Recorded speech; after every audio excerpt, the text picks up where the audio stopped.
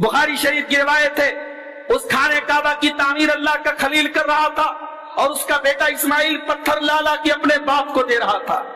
हाय उस इमारत के क्या कहने, उस इमारत के क्या कहने, उस बिल्डिंग के क्या कहने, जिस बिल्डिंग का इंजीनियर बनाने वाला अल्लाह का खलील हो और जिस बिल्डिंग का मिस्त्री और उसमें लेबर का काम कर रहा हो हजरत इस्माइल अलैहिस्सलाम जैसा पैगंबर।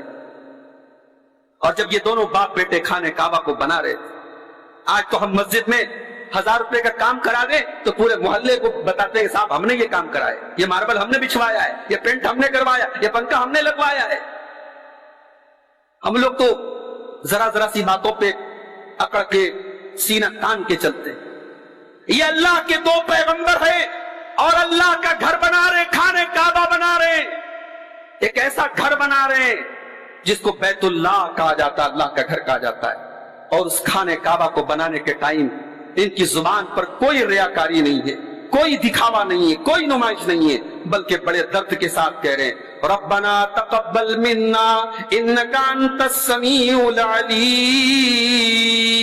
परवरदिगार हमारे इस अमल को तू कबूल फरमा ले, तू तो दिलों का हाल जानने वाला है, तू तो फरियादों को सुनने वाला है।